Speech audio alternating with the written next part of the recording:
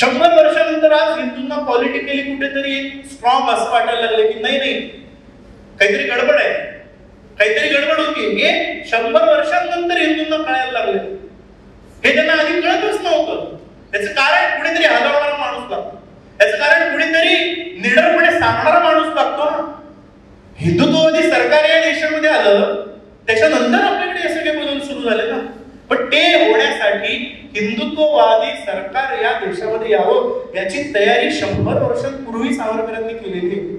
ती कशी ते मी तुम्हाला जाता जाता सांगणार आहे.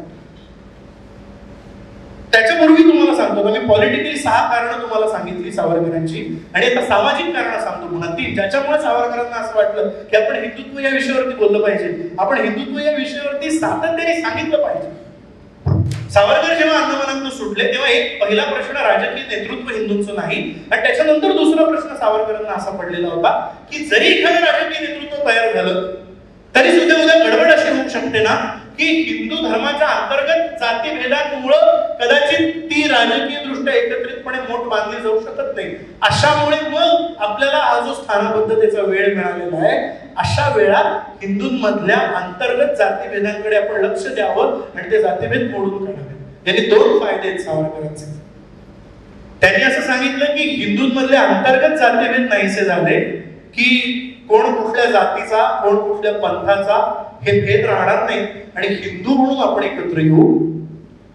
आणि एकदा ते हिंदू आहोत, आपण हिंदू आहोत, हिंदू आहोत, हिंदू आहोत.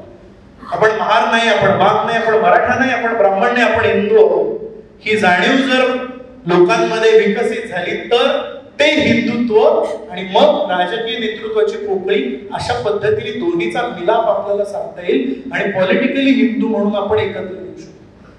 ही खूप कमजोर गोष्ट होती आपल्याकडची. शौकत अलींनी सावरकरांना सांगितलं होतं की तुम्ही जे हिंदूंना सुधारण्याचं चळवळ सुरू केली ती बंद करा. ते म्हणाले तुम्ही जोपर्यंत हिंदूंना पाठवण्याची चळवळ बंद करत नाही तोपर्यंत आम्ही सुधारण्याची चळवळ बंद करणार नाही. इतकं तीक्ष्ण उत्तर त्यांनी दिलं होतं. हे का करावं लागलं? मग सावरकर रत्नागिरीला आले आणि मग रत्नागिरीला त्यांनी पतित पावन मंदिर सुरू केलं. मग सावरकर रत्नागिरीला आले आणि मग त्यांनी तिथे अस्पृश्यांची मुलं, महारामांची मुलं आणि ब्राह्मणांची मुलं एका शाळेत शिकू शकत नव्हती. सावरकरांनी त्या रत्नागिरीमध्ये पहिल्यांदा सरकारी शाळांमध्ये सगळ्या जाती धर्माची मुलं, सगळे हिंदूंमधल्या सगळ्या उपजातींची मुलं एका वर्गात शिकू शकतील असे प्रयोग सुरू केले. पाचवळा त्यांनी ते बीज रुजवायला सुरुवात केली. तिथे त्यांनी सावरकरांनी 500 पेक्षा जास्त विहिरी खुल्या करून दिल्या. तिथे सावरकरांनी पंक्ती लावल्या की कुठल्याही जातीचा माणूस यावा तरी जेवावं आणि त्यांनी जावं. तिथे सावरकरांसारखा इतका विद्वत्पूर्ण शेखर सावरकरांनी उपहारगृह सुरू केलं, सावरकरांनी खानावळ सुरू केली. हे का केलं सावरकरांनी? आणि त्या खानावळीच्या गल्ल्यावर सावरकर बसले मी तुम्हाला सांगतो. आणि त्या खानावळीच्या गल्ल्यावर बसल्यानंतर तिथलं अन्न स्वच्छ वातावरणामध्ये एक ब्राह्मण शिजवायचा नाही, कुणी महार शिजवायचा, कुणी मार शिजवायचा, दुसऱ्या जातीचा शिजवायचा, आणि ते खायला सावरकरांच्या ओळखीची सगळी उच्चवर्णीय ब्राह्मण मंडळी यायची. हा प्रयोग सावरकरांनी तिथे का केला असेल?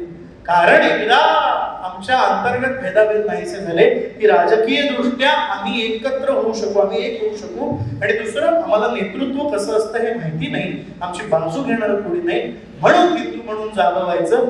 हा दुहेरी प्रयोग सावरकरांनी सुरू केलेला आहे. आणि हा दुहेरी प्रयोग सुरू केल्यानंतर त्याला संघटनात्मक रूप दिलं पाहिजे हे सावरकरांच्या लक्षात आलं मित्रांनो.